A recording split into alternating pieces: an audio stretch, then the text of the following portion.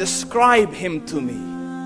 And Muslims, look at the description of your Rasul. And for some, this would be the first time you hear what your Prophet looked like.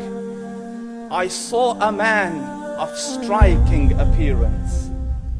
ظاهر الوضاء أبلج الوجه, radiant face, حسن الخلق, beautifully created.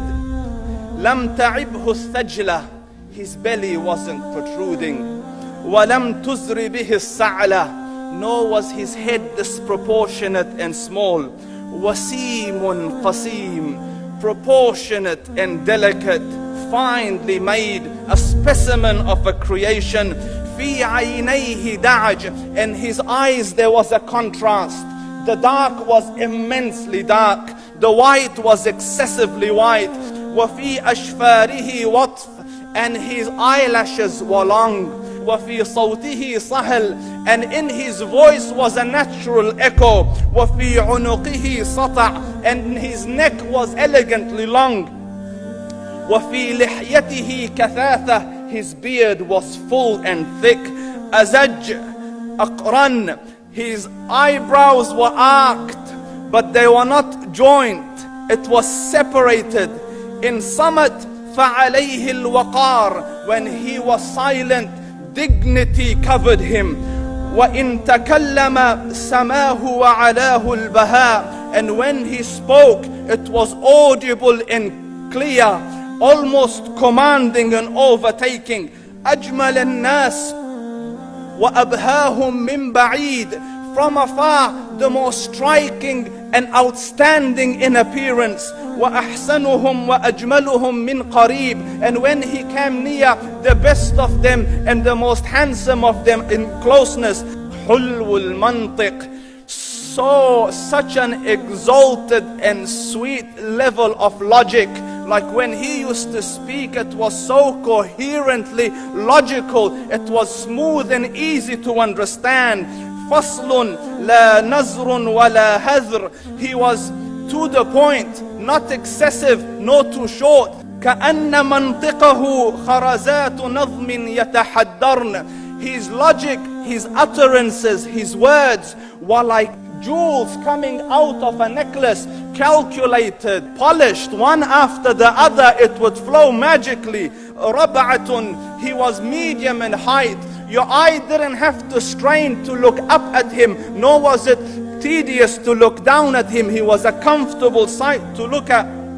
له رفقاء يحفون به, he had friends, the people that were with him, they were working around him to try to serve and protect him. إن قال سمعوا لقوله, when he used to say something, they used to hearken to what he used to say. وإن أمر تبادروا إلى أمره, when he commanded, they used to compete to fulfill the command. This is Muhammad Rasulullah. This is Muhammad Rasulullah. Anas ibn Malik says, he says, I came out one night, I came out one night, it was the full moon night.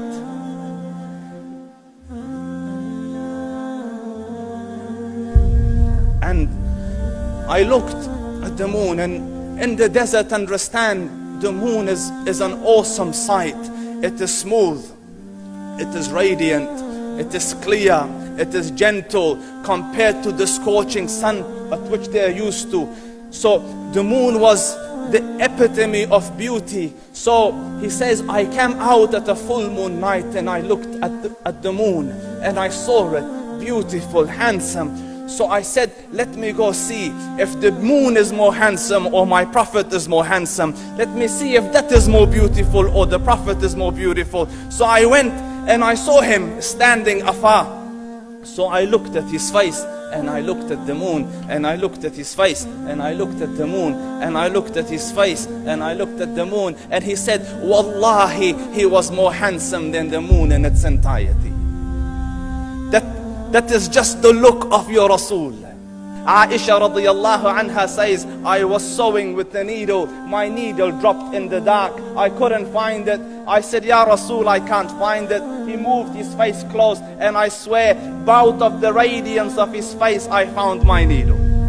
And the Prophet sallallahu alaihi wasallam was mind-bogglingly handsome, but his handsomeness was covered with waqar and jalal and haiba.